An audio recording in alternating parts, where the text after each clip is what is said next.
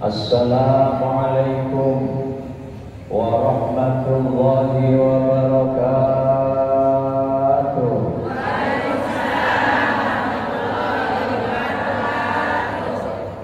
Gak usah natap wajah saya, memang udah ganteng dari sononya. Yang hilangin stres ibu ya. Ya Allah, saya baru pulang dari tanah suci, bawa 3 bis, ketepatan ada yang meninggal di pesawat, ada yang dioperasi jantungnya bocor di Madinah, hari ini baru diterbangkan ke Indonesia. Jadi tenaga terkuras. Baru pulang kemarin malam Jumat. Hari Jumat kemarin dari Palatin, dari pagi sampai malam ada 3 tempat isi. Di sini mestinya saya ini istirahat, bagian doa doang. Tapi memang ibu-ibu ya lihat wajah saya tersepona, ibu ya. Tersepona. Bener ya? Apa? Iya, tersepona. Ayo dijawab salam ini. Saya berdoa mudah-mudahan yang dijawab salam hidupnya menjadi hidup yang berkah, rizkinya melimpah, sehingga bisa secepatnya menunaikan haji dan umroh ke tanah suci Mekah. Ya Rabbal. Assalamualaikum warahmatullahi wabarakatuh.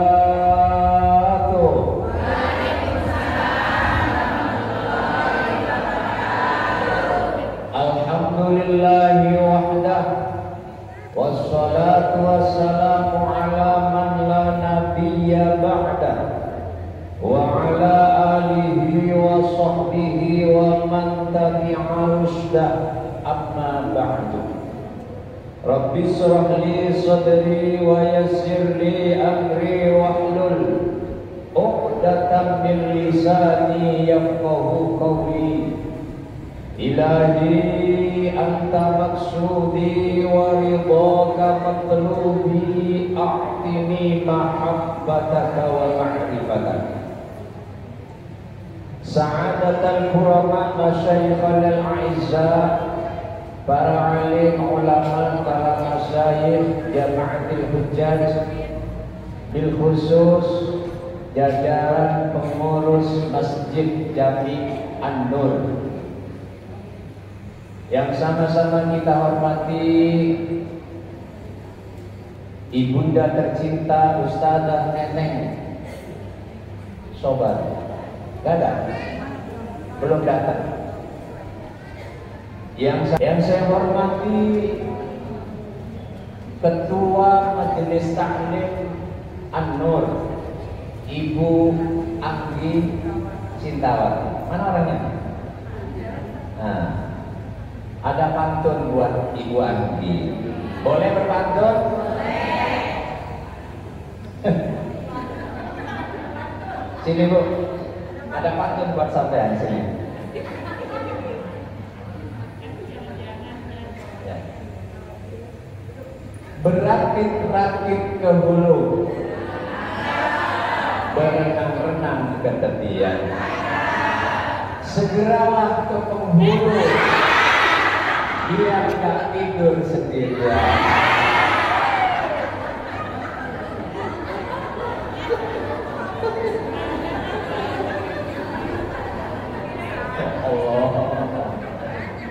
Biar tak ngangkut, saya kasih pantun satu lagi, Ibu ya. Boleh pantun buat Bu Anggi satu lagi? Ke Keranji membeli batik, ke Pamulang makan mie ayam.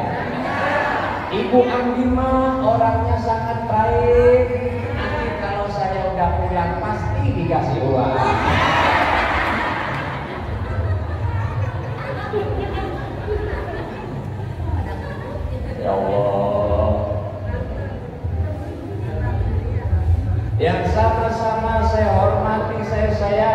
banggakan ibu-ibu jamaah yang hadir di kesempatan siang hari ini. Ada pantun buat ibu-ibu yang lahir ya Bu ya. Boleh pantun buat ibu-ibu? Bu, boleh nggak Bu?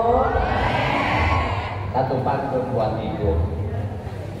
Omah-omah membeli jamu, jamunya cap burung gelatik. Udah lama kita nggak ketemu, ketemu di Masjid Anur kelihatan tambah cantik. Seneng ya.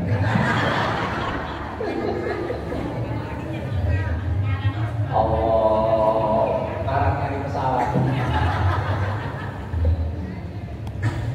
Bapak-bapak, ibu-ibu, hadirin hadirat yang berbahagia. Alhamdulillah wa syukurillah, Allah takdirkan kita bisa bersua, bisa bermuajahah di Masjid Jami An-Nur ini dalam rangka tawakufan, betul ya? Dalam rangka penutupan sementara apa selanjutnya?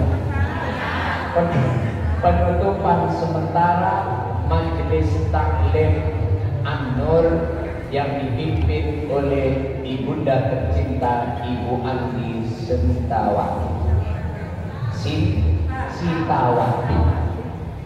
Kita doakan mudah-mudahan pengajian ini makin lama makin maju. Amin. Makin banyak jamaahnya. Amin. Sampai keluar masjid. Doanya agak semangat sih. Kita doakan mudah-mudahan pengajian ini makin maju. Amin. Jamaahnya makin banyak. Amin. Sampai keluar masjid. Amin.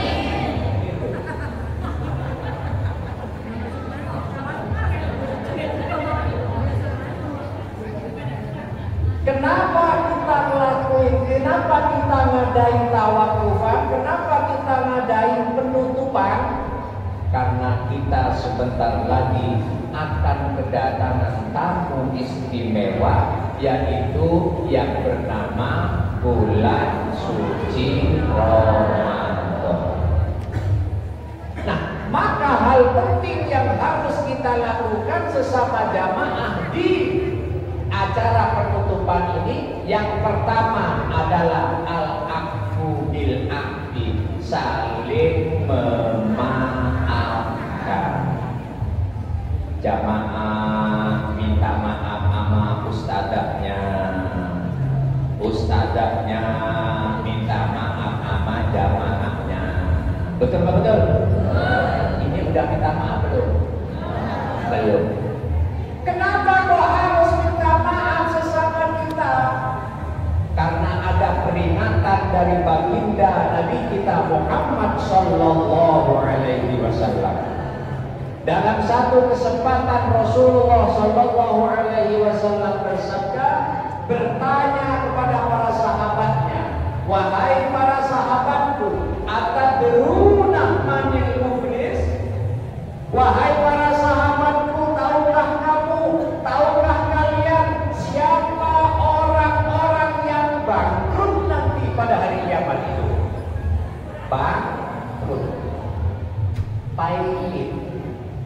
Ketika para sahabat ditanya seperti itu oleh Rasulullah Sallallahu Alaihi Wasallam, jawabannya beraneka ragam. Ada satu sahabat menjawab begini, al-muflisu fina man la dirham lahu wa la mata. Ngerti Bu artinya? Kok sampai nganggut-nganggut? Ada salah satu sahabat yang menjawab pertanyaan Rasulullah seputar atau yang dinamakan orang bangkrut tersebut. Kata sahabat tersebut, al-muflisu fina man la dirham lahu wa la mata. Yang bangkrut nanti pada hari kiamat menurut kami ya Rasulullah, ya orang yang gak punya duit dan orang yang gak punya harta benda. Kata Nabi, bukan. Kata Rasulullah, kata Nabi,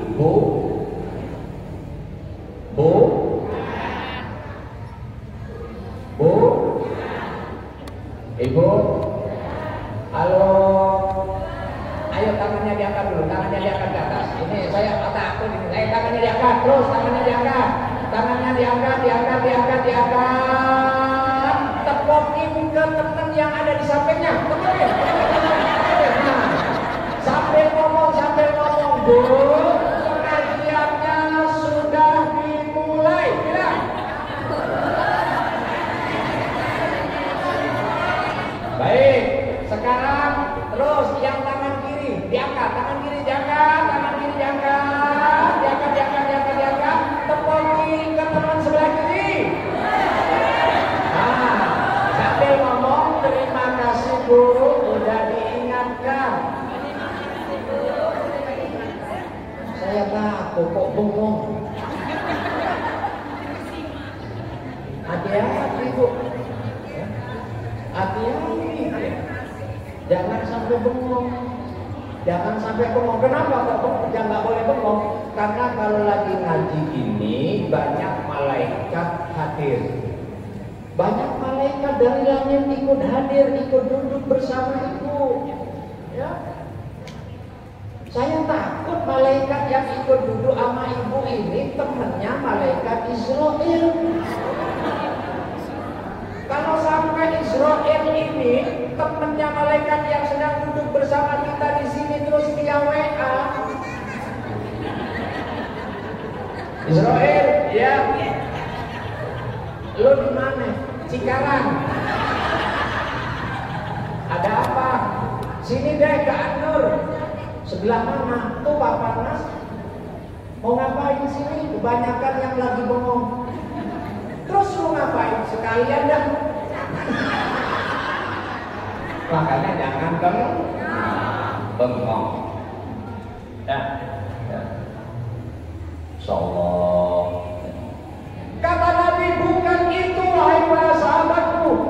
Orang yang bangkrut nanti pada hari kiamat itu bukan orang yang gak punya duit, bukan orang yang gak punya harta benda, bukan. Tapi orang yang bangkrut nanti pada hari kiamat itu adalah mayyati yaumal qiyamati bi sholatin wa siyamin wa zakatin wa yati wa qad syatama hada wa qadafa hada wa akala mala hada wa safaka dama hada wa daraba hada. Ngerti bu? Saya senang ngaji sama ibu-ibu, gampang dibohongin. Dikasih tahu Arab aja udah nganggur banget. Padahal misalkan dibohongin nggak tahu ibu ya. Saya heran. Di Mekah, di Madinah tuh orang anak segini tuh pintarnya Arab. Allah. Tapi orang sana nggak ngerti bahasa aja. Apa kata Rasulullah? Ya. Orang yang bangkrut nanti di hadapan Allah itu orang yang nanti pada hari kiamat membawa setumpuk pahala sholat, membawa setumpuk pahala puasa, membawa setumpuk pahala zakat. Pahala puasanya banyak, pahala sholatnya banyak, pahala sedekahnya banyak. Pergi ke tanah suci, umrohnya sering. Tetapi di samping itu kata Rasulullah, dulu di dunia dia pernah mencaci maki seseorang. Tuh. Maka ketika dia mau masuk surga kurang satu jengkal, ada orang yang teriak, orang yang dulu pernah dicaci maki oleh orang tersebut. Ya Allah, saya minta keadilan. Tahan dulu dia ya Allah, jangan kau masukkan ke surga, karena dulu saya pernah dicaci maki oleh orang ini. Sekarang kan sering ya, mencaci maki orang, tapi nggak langsung, lewat setan gepeng. Tahu setan gepeng? Sampai sekarang mencaci maki itu udah menjadi lahan cari rezeki. Ada orang cari makan dengan cara mencaci maki temennya. Siapa itu? Pelawak. Ya. Coba. Stand up comedy. Betul? Kalau ibu nonton stand up comedy di Indosiar kayak begitu, ngerosting. Nggak ngerti ketinggian bahasa Jawa ya. Bukan ngerosting. Ngata-ngatain temen dikata-katain, yang hidungnya pesek lah, yang dia dibully, yang badannya krempeng lah, yang kulitnya hitam lah, yang badannya gendut lah. Makanya sekarang ini alhamdulillah ada undang-undang itu apa? Body shaming ya. Ada orang dikatain gendut, kalau dia nggak terima, dia bisa lapor, bisa diangkut sama polisi. Itu memang benar, ini undang-undangnya harus dilahirkan, memang benar. Ya, karena di dalam kitab kitab Iqna juz kedua ada penjelasan di sana, memanggil nama orang yang bukan namanya. Bila mana yang dipanggil tersebut gak suka, maka hukumnya haram, dosa. Ada orang namanya Anggi, ya, karena Anggi ini hidupnya mancung, misalkan, ya, dibilang, si mancung mau kemana lu mancung? Tapi Bu Anggi gak terima, sakit hati, itu hukumnya dosa. Ada orang pendek dipanggil bol, mana bol? Cebol. Dia gak suka, maka hukumnya haram. Maka benar kalau ada undang-undang tadi itu. Ya. Nah ini hal kayak ini gak dirasa, gak dinyana, keluar begitu saja. Apalagi pakai handphone kayak tadi, mencaci maki temennya ini. Hati-hati. Jangan sampai gara-gara itu pahala puasa kita yang udah kita kumpulin, pahala zakat kita yang udah kita kumpulin, pahala sholat kita yang kita kumpulin habis. Ya. Gara-gara orang yang kita caci maki dulu itu minta keadilan di hadapan Allah. Saya minta keadilan ya Allah, saya dulu dicaci maki, saya nggak terima. Kata Allah, benar, dulu kamu pernah mencaci maki ini. Iya ya Allah. Akhirnya apa? Ya, kebaikan orang tersebut, pahala orang tersebut diambil oleh Allah, diberikan kepada orang yang dicaci maki. Fa'in fanayat hasanatu, bila mana kebaikannya tersebut sudah habis, sementara tuntutan dari orang-orang yang pernah ia zalimi masih banyak, ukhidat min khatayahu, maka keburukan orang yang dicaci maki tersebut diberikan kepada orang yang mencaci maki tadi. Masya Allah, itulah pentingnya kita adain penutupan saling memaafkan. Yang pertama. Yang kedua, ada juga orang-orang yang masuk surga kurang satu jengkal, tapi ada orang yang teriak-teriak minta keadilan kepada Allah. Ya Allah, saya minta keadilan. Itu tahan dulu, jangan masuk surga, karena dulu saya di dunia pernah dituduh oleh orang tersebut. Hati-hati nuduh orang. Ya. Makanya zaman sekarang ini banyak orang gak ngerti ikut-ikut komen, betul gak? Ya. Tahu Pak itu siapa? Oh iya, tahu Pak? Iya, oh iya, wa ilaihi turja'un. Oh iya. Kalau gak ngerti, diam. Gak usah memperkeruh masalah. Gak ngerti, ikut komen. Makanya kata Rasulullah, siapa yang bisa menjaga ininya, ya, menjaga mulutnya dan menjaga kemaluannya, maka kata Rasulullah, saya jamin dia masuk surga. Sekarang mulut bisa dijaga, jempol nggak bisa dijaga. Kalau dulu ada ungkapan mulutmu harimau, tapi sekarang jempolmu harimau. Orang berantem nggak harus ketemu sekarang, ya cukup pencet bisa berantem. Tuh, maka Ibu ya. Insya Allah kadang-kadang pasang statusnya makan. Alhamdulillah cuma begini doang. Misalkan ya, makanannya enak. Alhamdulillah bisa makan cuma gini doang. Ya Allah, yang lihat status orang gak punya duit. Ayo nangil, ya Allah, kapan ya bisa makan kayak gitu? Hanya jalan-jalan. Apa namanya? Healing. Healing ya. Healing itu sebenarnya apa sih, Bu? Emang artinya healing itu jalan-jalan? Bukan. Apa namanya? Obat ya?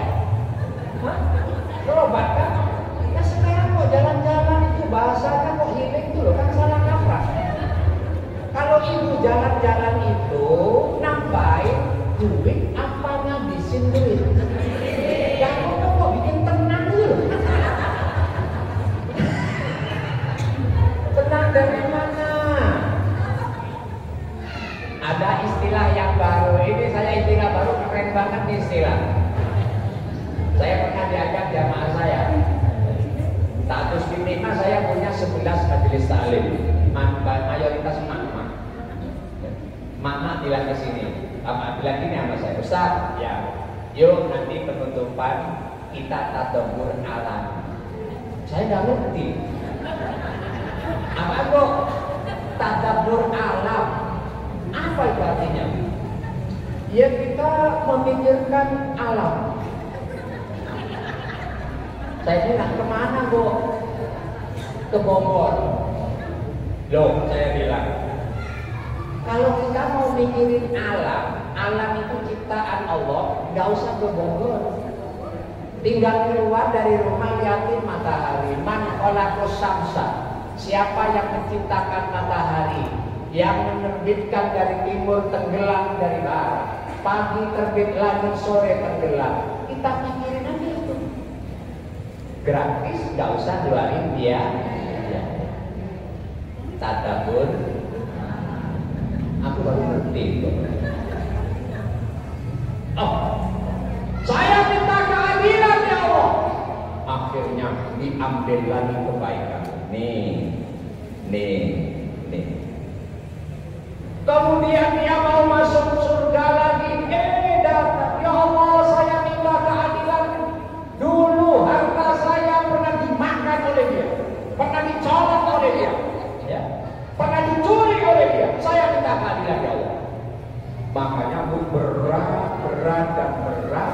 ya. Cara minta maafnya koruptor. Beratnya apa? Kalau koruptor uang negara, orang negara itu hasilnya dari uang rakyat. Maka cara minta maafnya harus kepada rakyat. Ini apa dibagi-bagi?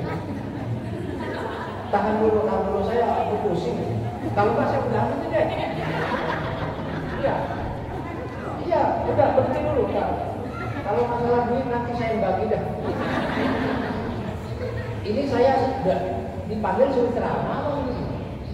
Iya, berhenti dulu. Ya. Yang makan tahan dulu. Saya juga belum makan dari tadi. Nah, lihat Ustaz kita banyak tuh nggak makan. Ayo sambung rasa, betul nggak? Iya. Yang enak itu, ibu dengerin saya bicara. Kalau ibu ngomong bicara, saya kalau ceramah, kok pada ngomong saya pulang.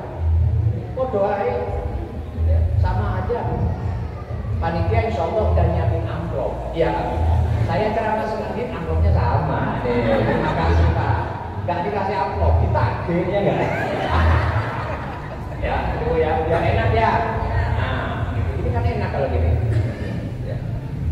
Jadi mohon maaf Bu, ya, bukan saya sombong karena saat ini saya sedang jadi artis. Seluruh mata menatap saya. Kesimpulannya kenapa sampai mengundang pusat PA saya? Oke, ya. Ya Allah, saya minta keadilan ya Allah. Kembalikan duit saya ya Allah. Dulu di dunia dicuri sama dia, dimakan sama dia. Masya Allah. Jadi orang-orang yang dulu menggolimi di dunia, tapi belum sempat minta maaf sama yang bersangkutan, dia keburu meninggal dunia. Itu akibatnya. Maka nanti di akhirat dia akan menjadi orang yang bangkrut. Kebaikannya yang tadi dipikul ke hadapan Allah diambil nih, ini biar ada. Summa turihat finnar, kemudian dia dilemparkan ke api neraka. Yang tadinya udah mau masuk surga tertahan oleh karena banyak orang-orang yang dia zalimi waktu ada di dunia. Maka ibu-ibu tercinta, ini mau masuk bulan suci, kita ayo warming up, pemanasan. Kita bersihkan diri kita dulu sebelum kita masuk ke bulan suci. Yang punya orang tua, datengin beliau. Kalau orang tuanya jauh, sementara gak bisa pulang, sekarang ada media video call. Minta ridhonya, minta maaf sama beliau. Karena bagaimanapun beliau itulah orang yang menyebabkan kita hidup, kita wujud di dunia. Betul-betul? Kita yang sekarang mungkin udah sukses, bisa makan, bisa punya rumah, bisa ini dan itu semua berkatnya kedua orang tua. Kita tidak akan mampu untuk membalas jasa baik kedua orang tua kita. Maka sekarang minta maaf. Kalau yang dekat samperin, cium tangannya, minta ridhonya, minta ikhlasnya. Jangan sampai kita menjadi orang seperti Sa'labah. Tahu Sa'labah? Sa'labah ini seorang yang ahli ibadah, rajin sholat, selalu berjamaah bersama Rasulullah. Sa'labah gak pernah ketinggalan, rajin sholatnya. Tapi ketika dia mau menghadap kehadiran Allah, sakaratul maut, dia tidak mampu mengucapkan 2 kalimat syahadat. Kan bertolak belakang. Orang yang ahli ibadah, orang soleh, dekat sama Rasulullah, tetapi menjelang kematiannya mengucapkan syahadat pun mulutnya, lidahnya gak mampu. Maka dengan keanehan ini, cerita singkatnya, istrinya Sa'labah mengutus orang untuk datang ke Rasulullah, mengabarkan kondisi Sa'labah. Ya Rasulullah, Sa'labah sekarang mau meninggal, tetapi ditalqin, dituntun, diajari untuk baca 2 kalimat syahadat, dia tidak mampu. Apa pertanyaan Rasulullah? Pertanyaan Rasulullah satu, apakah Sa'labah punya orang tua? Tuh, pertanyaan.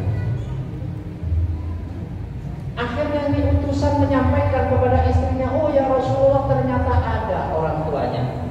Tetapi orang tuanya nggak lengkap ya Rasulullah, hanya tinggal satu, tinggal ibunya. Rasulullah langsung menyuruh para sahabat, di antaranya Abu Bakar, Umar, wahai engkau sahabatku, datang samperin itu ibunya.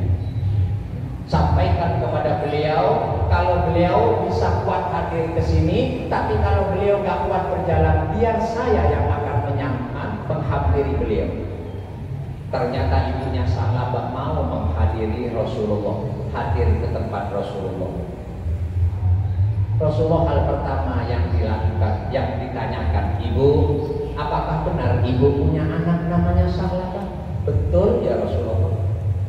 Ibu tahu nggak sekarang kondisinya gimana? Nggak tahu ya Rasulullah. Ibu, anak ibu sekarang lagi sakit. Sakitnya parah, menghadapi sakaratul maut.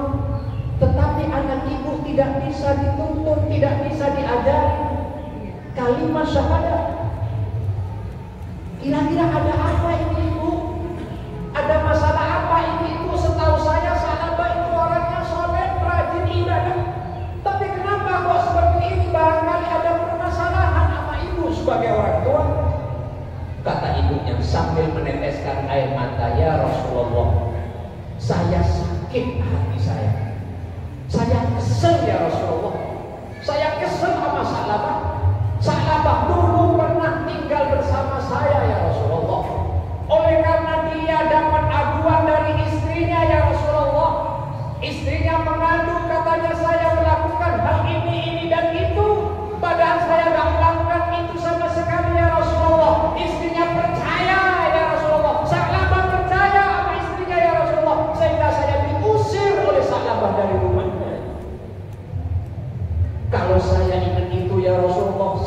sakit hati saya. Saya memang melahirkan Sa'labah, tapi Sa'labah bukan anak saya. Tuh. Akhirnya Rasulullah bilang begini ke sahabat Bilal, Bilal, labbaika ya Rasulullah, kumpulin kayu bakar. Dikumpulin, terus dinyalain. Kata si ibu, buat apa ya Rasulullah ngumpulin kayu bakar, terus dinyalain? Anak ibu mau saya bakar. Jangan ya Rasulullah. Kenapa mau dibakar ya Rasulullah? Daripada nanti dibakar api neraka, mending sekarang saya bakar ibu. Namanya seorang ibu ya, sejahat apapun anak, seburuk apapun anak, sebejat apapun anak, tapi tetap namanya ibu pasti ngebela. Jangan ya Rasulullah, jangan kau bakar ya Rasulullah. Baik ya Rasulullah, saya maafkan kesalahan anak saya Sa'labah. Tapi Rasulullah ingin menguji sejauh mana keikhlasan ibunya tadi. Benar-benar memaafkan dengan tulus atau karena pengen menyelamatkan anaknya biar gak dibakar. Rasulullah mengutus sahabat-sahabat, kamu ke rumah Sa'labah. Apa yang terjadi di sana? Nah, perubahan apa yang terjadi sama Sa'labah?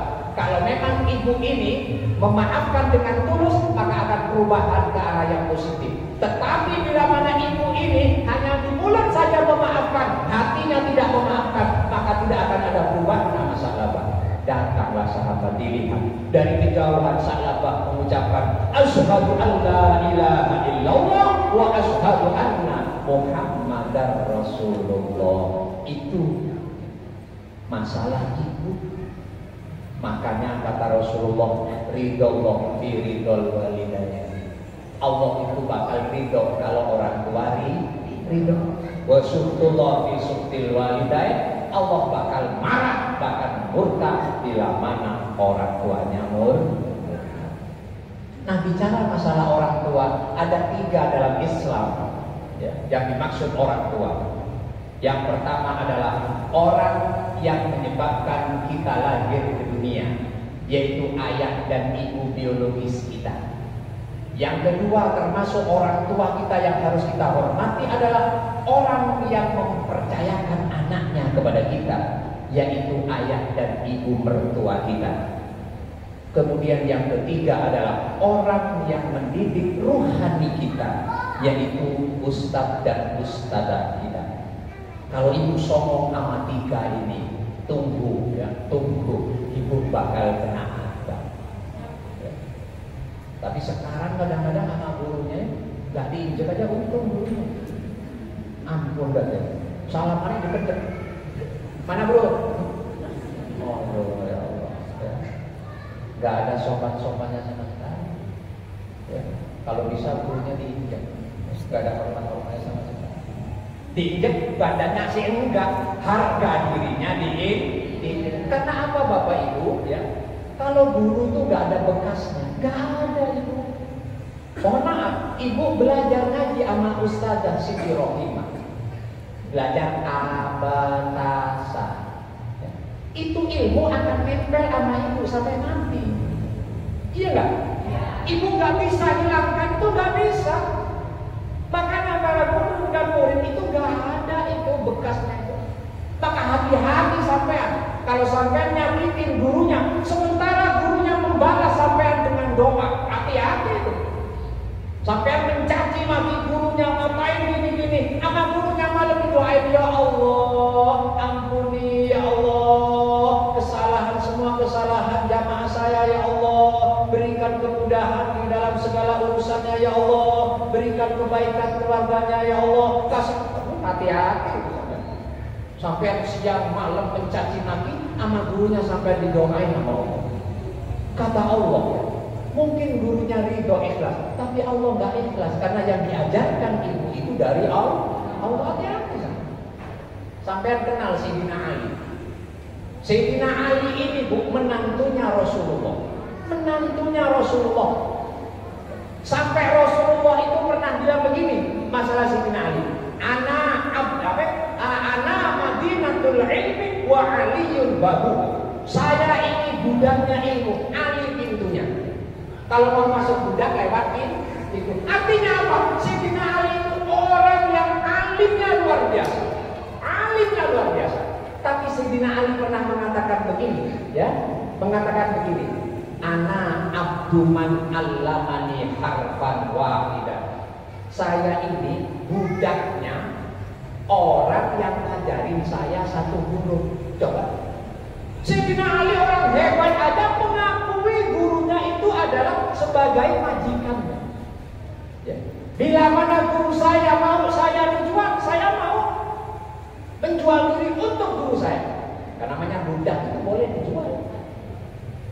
Sekarang mana bisa ilmunya manfaat? Pagi belajar, malam habis gurunya dicaci maki. Ya.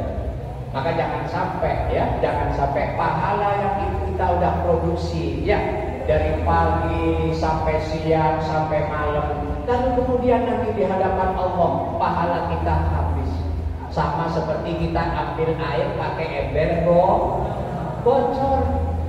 Dari pengajian kita bawa pahala sebanyak-banyaknya, di jalanan bocor. Nyampe rumah kosong, habis. Jangan sampai itu. Jadi 3 orang itu termasuk orang tua kita. Maka yang pertama, mari kita minta maaf kepada kedua orang tua. Kalau misalkan orang tua kita udah gak ada, gimana Pak Ustaz? Saya dulu waktu ibu dan bapak saya hidup sering nyakitin beliau. Dulu waktu beliau masih hidup sering saya bentak beliau. Dulu sering beliau itu menangis gara-gara saya omelin. Tapi sekarang udah gak ada Pak Ustaz, sekarang udah meninggal dunia. Bagaimana cara saya minta maaf kepada beliau? Cara minta maafnya adalah yang pertama, memintakan ampun dosa-dosa beliau kepada Allah. Yang kedua, bersedekah untuk beliau. Jadi nggak usah datang ke kuburannya terus dipegang pusaranya, ma, aku datang, ma. Dulu saya sering nyakitin kamu ya, ma. Saya sekarang sadar, maafin ya, ma. Terus maknya jawab, iya, aku maafkan. Karena kadang-kadang aneh, gitu loh. Ya. Anaknya mau nikahan, ya, ini musim hujan. Kan biasanya ada tradisi tuh datang ke makam, ya, dibawa calon pengantin nih anak. Ayo, ya, ayo ke makam si Mbak. Assalamualaikum Mbak, ini aku datang anakmu Mbak, si Anggi Mbak. Ini saya bawa cucumu Mbak, cucumu mau nikah minggu depan Mbak. Tolong doain ya Mbak, mudah-mudahan nikahnya lancar, mudah-mudahan gak hujan Mbak, ini musim hujan. Saya coba undangan banyak Mbak, mudah-mudahan pada datang. Dan yang bawa amplop mudah-mudahan gak ada yang kosong Mbak. Bukan dengan cara itu. Kalau dengan cara itu, boro-boro ibu orang yang mati mendoain kita. Betul apa betul? Ngurusin dirinya sendiri aja udah berat. Ya. Makanya ketika kita datang ke kuburan, kita ngikutin ala Rasulullah, ucapin salam. Betul apa betul? Assalamualaikum. Assalamualaikum. Bingung ya? Assalamualaikum ya ahla hadhihi diyar. Ya. Wa inna insyaallah bikum lahikun antum salamuna wa nahnu bil asal as'alullah lana wa lakumul Ini mau majelis taklim Lah sampai itu kalau ngaji apa Bu? Ngaji apa? Masuk ke kuburannya nggak tahu, Apa masuk ke kuburannya? Amin, amin, amin, maaf. Ada orang gitu, maaf.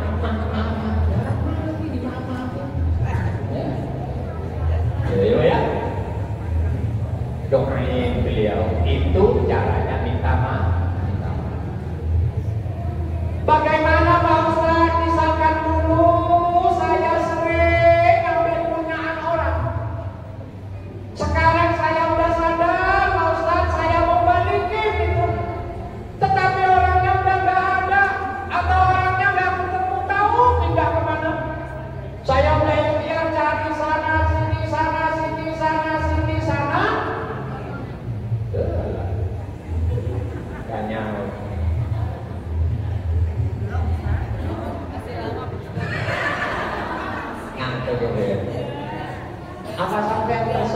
melihat saya?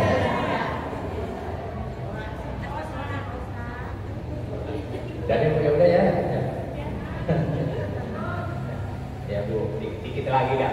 Ya, karena saya nanti habis asar pindah tempat. Ya. Saya pindah ke Bulisan. Jam 3 selesai, ini kurang 10 menit. Penilaian. Ya, penilaian tidak ya. Oke, ya. Pertama, minta maaf kepada kedua orang tua. Itu yang paling penting. Orang tua dalam Islam ada berapa? Berapa? Oh, ini berapa? Hah? Ini berapa ini?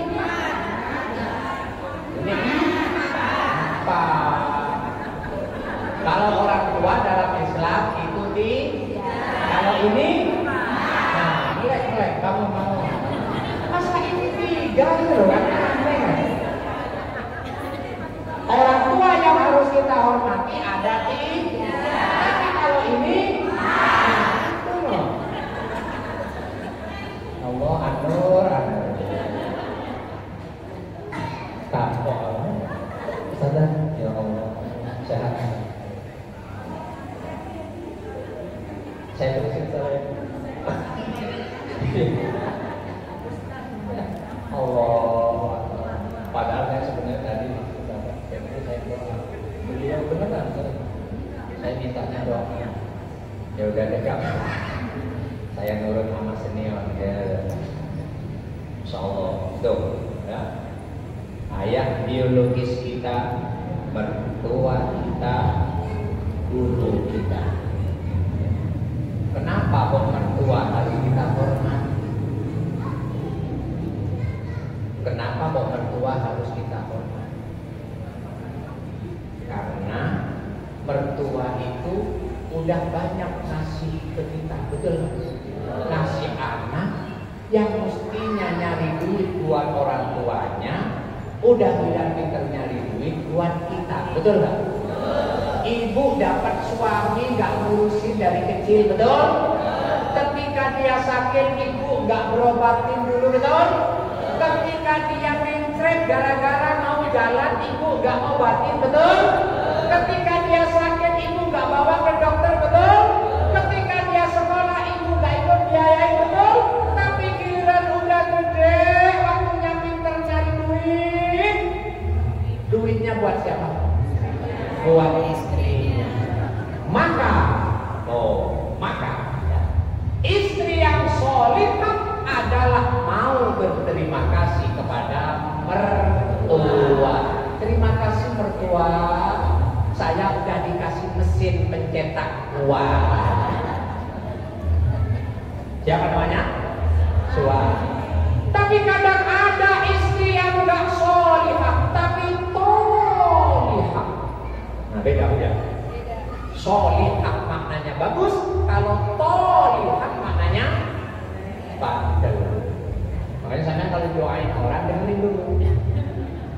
Mudah-mudahan ibu menjadi istri yang solihah. Amin.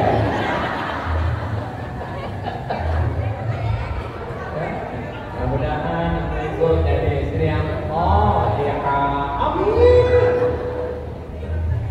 Dengerin ya. Karena bahasa Arab itu bisa beda mengucapkan, maknanya berubah ibu.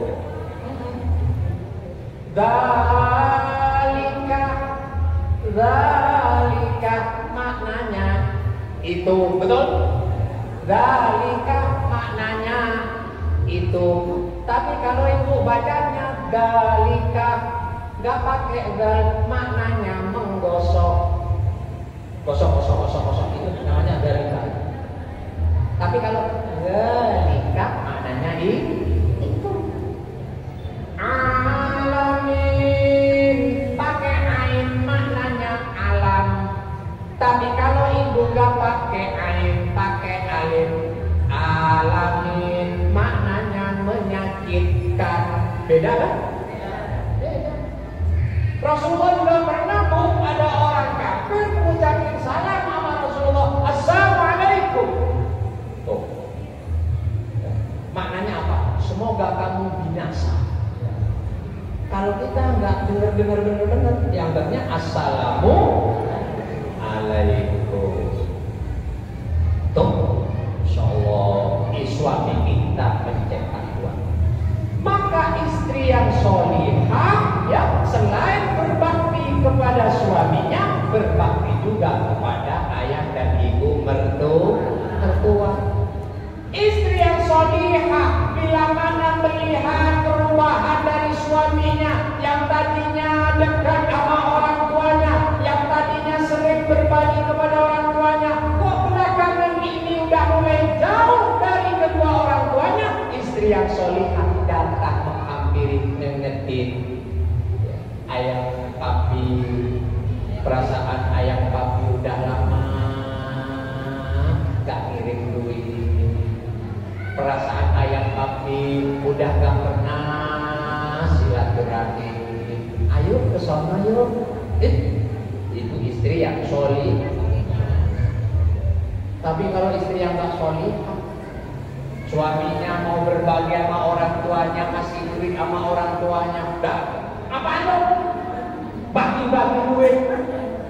Dari kemarin bapak lo, mak lo doang. Kemarin udah main kesini, pulang-pulang bawa piring. Ini sekarang datang lagi bawa jeruk sekilo, apa lagi tuh? Mak lo, bapak lo. Allah, sampai ada yang tega.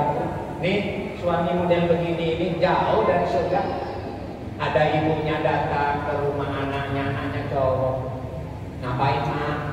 Yang mak kesini ada perlunya nak. Ada perlu apa?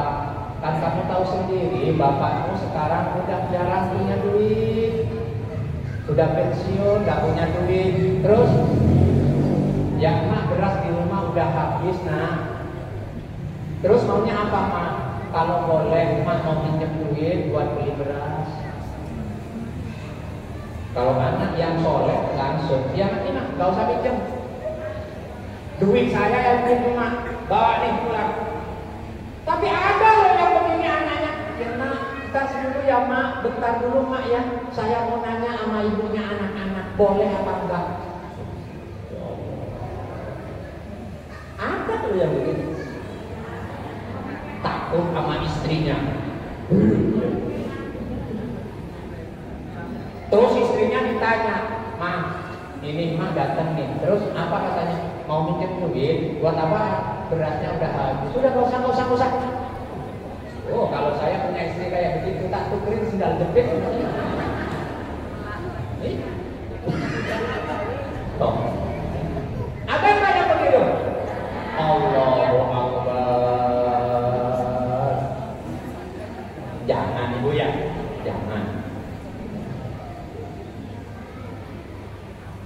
Ibu bapak, ayah ibu mertua, guru-guru kita harus kita hormati.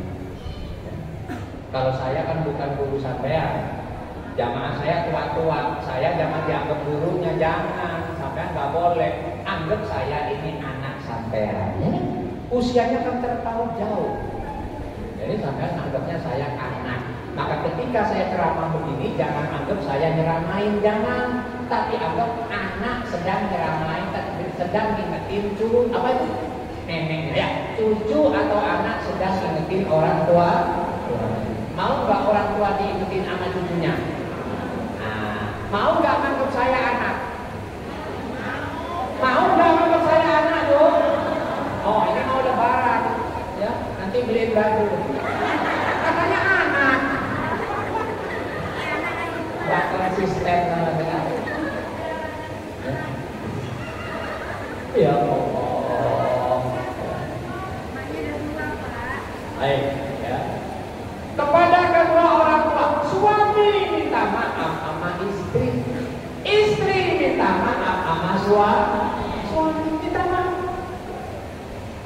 Kata istrinya, ya, Pak, ya, saya pengen buat pengakuan Pak, sekarang bentar lagi mau bulan suci, ada apa Ma? Yang selama ini Papa sering nyariin duit di kantong celana, di kantong baju, diem-diem saya ambil Pak. Tapi sekarang saya sadar, maafin mama ya Pak. Kata papanya, ya udah gak apa-apa, lupain aja. Papanya juga gak mau kalah. Mama udah jujur sama papa, boleh gak papa jujur sama mama? Oh iya, papa harus jujur dong. Papa mau jujur ya Ma? Iya Ma, ini mau bulan suci, saya mau bikin pengakuan sama mama. Kalau yang selama ini saya sering pulang, saya sering ngomong sama mama, saya tugas keluar kota tanpa sepengetahuan mama. Saya di tempat lain udah punya istri yang baru. Diterima nggak? Katanya suruh jujur. Gak apa-apa Bu. Ya udah gak apa-apa gitu loh. Gak apa-apa Pak gitu. Gak apa-apa. Saya ikhlas ridho lillahi ta'ala. Tapi ada dua permintaan dari mama Pak. Kalau papa mau nikah lagi, apa? Bukan. Yang pertama syaratnya harus lebih cakep dari mama. Oh gampang, ya gampang. Kita cari nanti. Syarat yang kedua, langkahi dulu mayat mama. Yang kedua ini yang susah. Betul? Ya Allah, suami minta maaf sama istri minta maaf sama suami. Orang tua minta maaf sama anak. Kita sebagai orang tua itu kadang-kadang egois, betul. Kadang-kadang ini. Nah, sono pergi ngaji, sono pergi jamaah. Emang apa sih kita suruh ngaji, suruh jamaah sholatnya biar dapat pahala? Nah, kata mak tuh. Anak sekarang pinter-pinter. Ya, cucu kita sekarang pinter-pinter. Anak kita nanya, Ma, emang pahala itu apaan? Ya pahala. Iya Ma, pahala itu apaan sih? Ya kalau dibilangin, padahal maknya mau ngejelasin gak tahu. Ma, saya suruh sholat, saya suruh ngaji karena biar dapat pahala. Pahala itu apa sih Ma? Iya pahala. Akhirnya marah-marah mama. Kasih penjelasan. Betul? Orang tua minta maaf sama anak. Nah, kumpulin. Mama minta maaf ya nak. Mama belum bisa menjadi orang tua yang baik. Mama belum bisa mendidik kamu dengan baik. Dan mama belum bisa memberi kebahagiaan kepada kamu. Mama masih banyak kesalahan. Tolong maafkan ya nak bila mana mama salah di dalam mendidik kamu. Tapi mama tetap berusaha menjadi mama yang terbaik. Gitu. Jangan mama juga minta maaf sama anak. Anak minta maaf orang tua minta maaf sama anak, guru minta maaf sama murid minta maaf sama guru. Betul? Setelah itu yang berikutnya apa? Persiapan. Tadi saya bilang minta. Selain kita minta maaf kepada sesama, kita minta maaf kepada Allah. Karena duribat alaihi millatu aina masukitu. Dimanapun kita tinggal akan mendapatkan kehinaan, kecuali bila mana kita mampu menjaga dua hubungan baik, hablum minallah wa hablum minan nas. Menjaga hubungan baik kepada Allah dan menjaga hubungan baik kepada sesama manusia. Karena ibu-ibu jamaah sekalian, kalau kita mau merenung sejenak, ritual ibadah yang diwajibkan kepada kita muaranya hanya dua hal: menjaga hubungan baik kepada Allah dan menjaga hubungan baik kepada sesama manusia. Contohnya sholat. Sholat itu diawali dengan takbir, betul? Takbir itu menjaga hubungan baik kepada Allah. Disudahi dengan salam. Assalamualaikum warahmatullahi ke kanan, Assalamualaikum warahmatullahi ke kiri. Artinya apa? Kita doain tetangga kita, saudara kita yang sebelah kanan, mudah-mudahan pada baik, pada sehat. Jadi yang pertama, hablum minallah, hablum minan.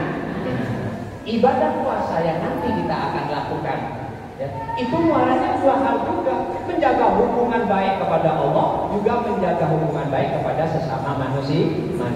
Kita melakukan puasa kita sudahi dengan apa? Pemberian zakat fitrah. menjaga hubungan baik kepada sesama manusia.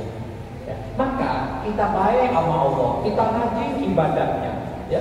Kita rajin ibadahnya, hebatlah ibadahnya. Tetapi bila mana kepada sesama manusia gak baik, itu juga gak bisa. Kita baik kepada sesama manusia, baik sama tetangga, baik sama teman, loyal sama teman. Tetapi kepada Allah gak baik, itu juga gak bisa. Makanya harus menjaga hubungan baik kepada Allah dan menjaga hubungan baik kepada sesama manusia. Sehingga ketika kita masuk ke bulan suci Ramadan, kondisi kita sudah dalam kondisi suci. Karena bulan Ramadan adalah salah satu bulan yang luar biasa. Bulan yang luar biasa, ya. Luar biasanya Ramadan itu diantaranya biji salak yang tadinya keras masuk Ramadan menjadi lembut.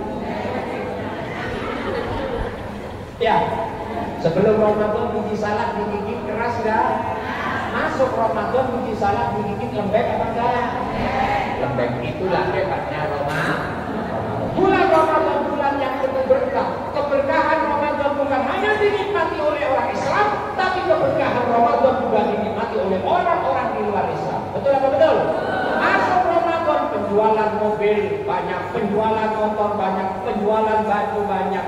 Jangan kira orang-orang yang jualan itu orang Islam semua. Enggak, kebanyakan mereka juga orang di luar Islam. Dengan datangnya Ramadan, bukan hanya orang Islam yang kecipratan paham apa itu keberkahan, tapi orang-orang di luar sana juga mendapatkan keberkahan dari Ramadan.